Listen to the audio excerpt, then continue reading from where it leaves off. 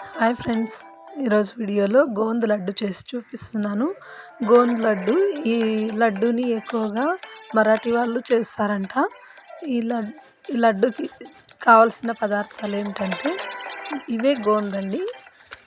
చూడండి, వీటిని గోంద అంటారంట. ఇవైతే సూపర్ మార్కెట్లో అవైలబుల్గా ఉంటాయి. 100 గ్రాములు వచ్చేసి 43 రూపీస్ ఇవి. అన్ని సూపర్ మార్కెట్లలో ఇవి అవైలబుల్గా ఉంటాయి. చూడండి, కట్ చేసి మీకు చూపిస్తున్నాను. ఇలాగా తెల్లగా వడియాల్లాగా ఉంటాయి. ఇవి నెయ్యిలో వేయిస్తే వడియాల్లాగానే ఇచ్చుకుంటాయి అన్నమాట. నెయ్యి వేసి వేయించి చూపిస్తున్నాను. ఈ లడ్డు ప్రత్యేకత ఏమిటంటే బాలింతలకు అలాగే చిన్నపిల్లలకు పెడితే చలికాలం చాలా మంచిదంట. బాలింతలు ఏ కాలంలోనైనా తినాల్సిన లడ్డు ఇది. రక్త ప్రసరణ బాగా జరిగి నడుము నొప్పులు ఏమీ లేకుండా ఉండడానికి ఈ లడ్డూని వాళ్ళు ఖచ్చితంగా చేసి పెడతారంట. అందుకోసం నేను కూడా ఒకసారి ట్రై చేశాను, చాలా బాగా వచ్చింది. కాకపోతే పెద్దగా డిఫరెన్స్ అయితే ఏమీ ఉండదు. ఈ గోంద అనేది టేస్ట్ అయితే ఉండదు, కొంచెం జిగురుగా ఉంటుంది అంతే. మనం వేసిన ఐటమ్స్ మాత్రమే టేస్ట్ తెలుస్తుంది. ఇవి వేసినట్టు కూడా ఎవరికి తెలియదు అనమాట. స్మెల్ కానీ టేస్ట్ కానీ ఏది ఉండదు. కాకపోతే ఆరోగ్యానికి మంచిదంట. ఎముకల పటుత్వానికి, నడుము నొప్పి లేకుండా ఉండడానికి ఈ లడ్డు చాలా ఉపయోగపడుతుందంట. అందుకని ఇవి ఎక్కువగా చేసి పెడతారంట. చూడండి, ఇలాగా వేయించిన తర్వాత పొంగిపోయాయి చూడండి, వడియాల్లాగా. ఇలాగ మిగతావి కూడా నెయ్యిలో వేయించుకోవాలి. నెయ్యిలో వేయించి పక్కన పెట్టేస్తున్నాను. మిగతావన్నీ కూడా అంటే 100 గ్రాములు మనం ఇక్కడ తీసుకుంటున్నాం. దీనికి సరిపడా అన్ని ఐటమ్స్ కూడా దీనికి సరిపడానే తీసుకోవాలి. ఇలా వేయించి పక్కకు పెట్టేసేయాలి. మొదటగా అయితే ఇవే వేయించుకోవాలి. గోందని జిగురు కూడా అనొచ్చు, జిగురుగా ఉంటాయి అన్నమాట ఇవి. ఇంకా కొంచెం నెయ్యి వేసి ఇందులో జీడిపప్పు, ఈ గోందకు సరిపడా జీడిపప్పు, ఇలా కొన్ని జీడిపప్పులు వేయించి దోరగా పక్కకు తీసుకోవాలి. ఇవి ఏమిటంటే చలికాలంలో ప్రతి ఒక్కరు తినాల్సిన లడ్డూని. చాలా టేస్టీగా ఉంటుంది. స్నాక్స్ లాగా కూడా తీసుకోవచ్చు, జర్నీస్లో కూడా తినొచ్చు. కాకపోతే వాటర్ బాగా తాగాలి, ఎందుకంటే వేడి చేస్తుంది కదా. అందుకని వాటర్ ఎక్కువగా తాగితే ఇక ఏమీ బాధ ఉండదు. చాలా ఆరోగ్యంగా కూడా ఉంటుంది, ఎందుకంటే మనం వేసిన ఐటమ్స్ అన్నీ మంచివే కాబట్టి. ఇప్పుడు బాదం పప్పు కూడా వేయించుకోవాలి.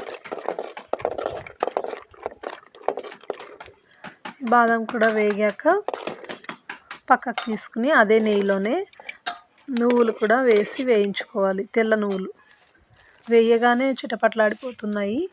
చూడండి, తెల్ల నువ్వులు వేయగానే చిటపట్లాడిపోతున్నాయి. వెంటనే నేను ఎండు కొబ్బరి తురుము వేసాను. చూడండి, ఎండు కొబ్బరి తురుము ఇది. ఎండు కొబ్బరి తురుము కూడా కొద్దిగా ఒక 2 నిమిషాలు మాత్రమే ఇలా వేయించి పక్కకు తీసుకోవాలి.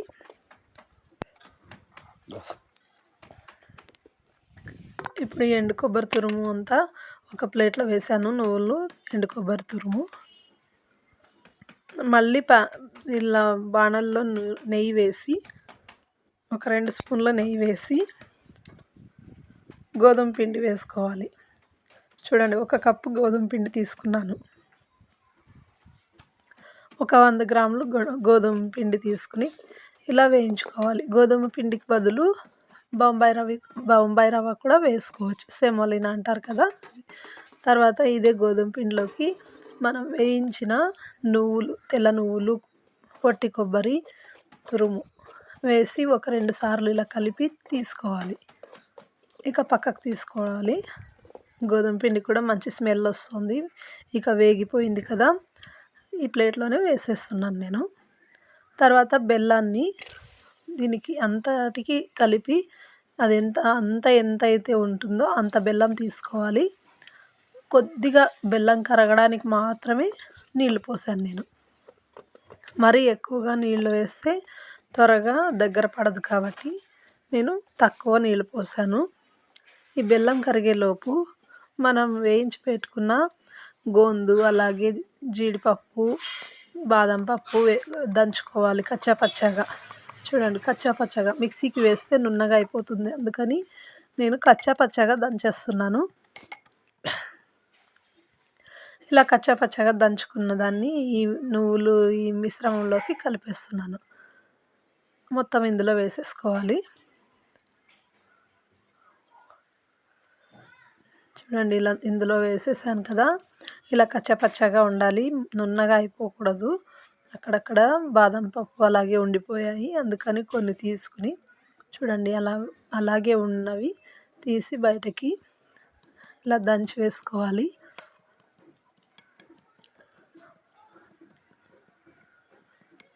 మనం వేసిన నెయ్యి ఇదంతా స్మెల్లే, కానీ గోందైతే నో స్మెల్, నో టేస్ట్ అనమాట. ఊరికే జిగటగా ఉంటుంది లడ్డు అయితే అంతే. తినే కొద్దీ కొంచెం జిగటగా ఉంటుంది అంత మాత్రానికే. కాకపోతే వాటర్ బాగా తాగాలి.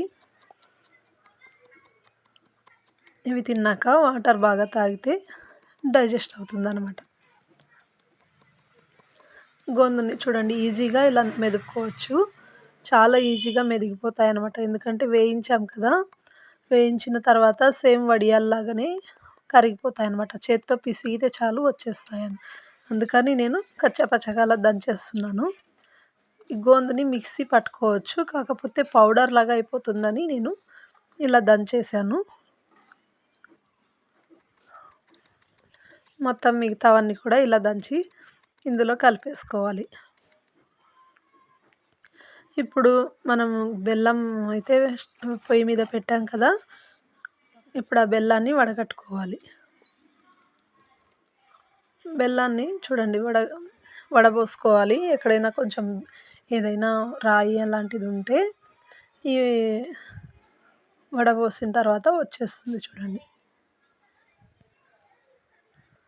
చూడండి బెల్లం అయితే వడబోసాను, బాగుంది, ఏమీ లేదు. ఇక ఈ బెల్లం పాకం అయితే రావాల్సిన అవసరం లేదు, ఊరికే తీగ పాకం వస్తే చాలు. చూడండి తీగ పాకం వచ్చింది. ఇక కలిపేసుకోవచ్చు. ఈ మిశ్రమాన్ని అంతా ఇందులో పోసి బాగా కలుపుకుంటే మనం ఉండలు కట్టేలోపు బాగా ఆరిపోతుందన్నమాట. అందుకని వెంటనే ఉండలు చేసేసుకోవాలి. ఒకవేళ పొడిగా అయిపోతే నీళ్లు చిలకరించి ఉండలు కట్టుకోవాలి. చూడండి కరెక్ట్గా సరిపోయింది ఇదైతే. ఇక దీనికి నీళ్ళు ఏమీ అవసరం లేదు, బెల్లం పాకమే సరిపోయింది కదా. ఇప్పుడు దీన్ని చకచక ఉండలు కట్టేసుకోవాలి. గోరువెచ్చగా ఉన్నప్పుడే ఉండలు కట్టేస్తే ఆరిపోకుండా ఉంటుంది. చూడండి ఇలాగా మొత్తం కలిపేసిన తర్వాత ఇలా ఉండలు కట్టేసి ఈ ప్లేట్లో కొంచెం వెడల్పాటి ప్లేట్లో పెట్టేశాను, కొంచెం గాలికి ఆరితే బాగుంటుందని. తర్వాత ఒక డబ్బాలో నిల్వ చేసుకోవచ్చు. ఈ లడ్డూలు 15 రోజుల వరకు ఉంటాయి. 15 రోజుల వరకు ఇవి నిల్వ ఉంటాయి కాబట్టి ఒకసారి చేసి పెట్టుకుంటే చాలు.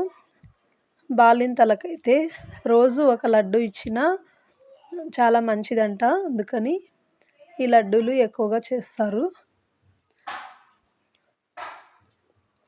మొత్తం అన్నీ ఇలా ఉండలు కట్టేసిన తర్వాత ఇవి బాగా కొంచెం ఆరనిచ్చి ఒక డబ్బాలో వేసి పెట్టుకుంటే 15 రోజుల వరకు నిల్వ ఉంటుంది. కాబట్టి మనం ఎంతో ఆరోగ్యమైన ఈ లడ్డూలు అప్పుడప్పుడు తినడానికి చాలా బాగుంటుంది కదా.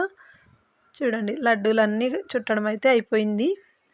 ఎంత బాగా ఉన్నాయో చూడండి. ఇవి కొంచెం బాగా ఆరిపోయాయి చూడండి, ఇలాగ అంటూనే పొడి అయిపోయాయి. ఇక మిగతాటివి అయితే ఇప్పుడిప్పుడే కట్టాను కాబట్టి కొంచెం నెమ్మయితే ఉంది. ఇలా ఆరిపోయినవైతే ఎన్ని రోజులైనా ఉంటాయి చూడండి. ఇది నెమ్మ అస్సలు లేదు, ఇంకా బాగా ఆరిపోయింది. కట్టిన తర్వాత ఒక 10 నిమిషాలకే యువతల సైడ్ అంతా కొంచెం నెమ్మున్నాయి. మీరు కూడా ఇలా కొత్తగా ట్రై చేయండి ఫ్రెండ్స్. వీడియో నచ్చితే కనుక లైక్ చేయండి, షేర్ చేయండి, సబ్స్క్రైబ్ చేయండి, ఆల్ అనే బెల్ ఐకాన్ని క్లిక్ చేయండి. నేను చేసే ప్రతి వీడియోస్ మీకు నోటిఫికేషన్ రూపంలో వస్తాయి. మళ్ళీ ఇంకో మంచి వీడియోతో మీ ముందుంటాను. వీడియో చూసినందుకు ధన్యవాదాలు.